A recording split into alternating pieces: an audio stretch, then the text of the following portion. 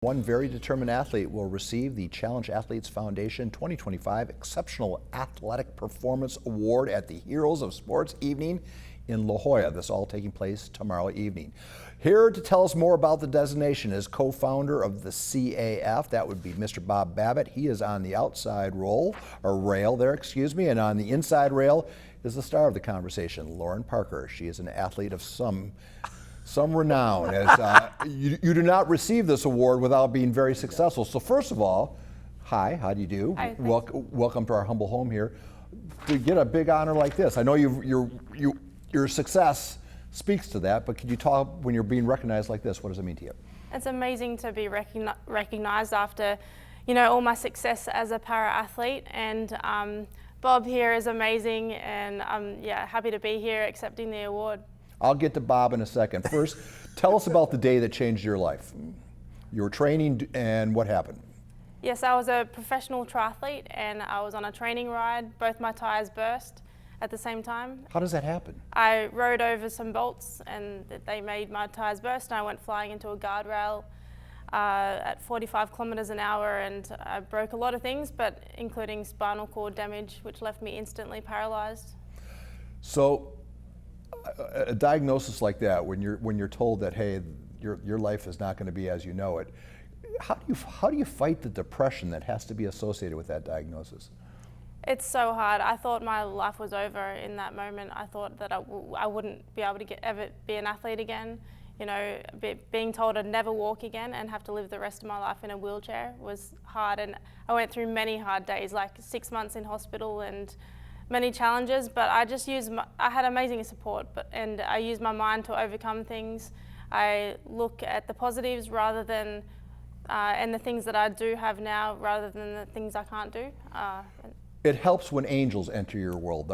Could you tell us about that guy? Could you guys perhaps, Bob, how did you hear about her? I heard about Lauren. She was, we had been on stage together at the IRONMAN World Championship 2015. She got a silver medal as an age group athlete. Went pro the following year in 16 and 17, getting ready for Ironman Australia, when I heard that she'd been paralyzed like a couple weeks before the race. Looked to get her on the radio show, competitive radio back then. And she came on the show and said, Bob, I need to stay in the sport. The sport is important to me. So I was like, well, that starts with being here for our San Diego Triathlon Challenge in October here in San Diego. So she told the people at the hospital, hey, I'm going to go home for the weekend in Australia. And we flew her from Australia to San Diego. And I think what was important at that, for me, at the Heroes of Sport evening, in 2017, I told the audience, we had a young woman in the audience, and she needed our support because she was starting her journey. And now here we are, all these years later. Let's just hit the highlights of that journey now, because it's been filled with medals. So the journey was, within 9 months of her injury, she won a bronze medal at the Commonwealth Games. Also won a bronze at the World Championship same year. Following year, she wins a World Championship. In 2020, gets a silver in the Paralympics in para-triathlon, lost by a second. And then for 2024, she wins the a gold medal in para-triathlon, a gold medal in hand cycling, a silver medal in hand cycling. So now she's got 2 golds, 2 silvers in the Paralympics, 11 World Championships, including 2 Ironman World Championships, and Ironman 70.3 World Championships. There's a postage stamp in Australia that has Lauren Parker's picture on it. And now you're going to Canada to do what? I've started snow sports, so cross-country skiing and biathlon. But how does that work? Because you're from Australia. Is there? I thought kangaroos were just there. Is there snow to train there, or are you going to train? You're going to train in Canada? There's some snow in Australia, but I'm training in Canada and doing my first World Cup in Canada in December. So you're elite. Congratulations. But all this, it takes a village, and I'm looking at that apparatus you're riding. I'm going to bet that costs a ton of money.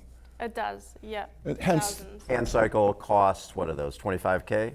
Yeah, 25K. 25,000 hand cycle. You got a racing chair. She needs a Sherpa basically when she travels, because you got racing wheels, everyday chair, hand cycle, racing chair, It's Now I sit it's a ski, village. Now I sit ski, skis and poles for snow sports. Your garage is just going to be. Yeah. All right. So we always try to end these conversations with something poignant, and I guarantee you, because I just know it from a fact from the letters I get. There are people that are watching this that, you know, maybe haven't met Bob yet, but are certainly in a bad way. They've had some sort of calamity in their life, be it a physical or mental injury.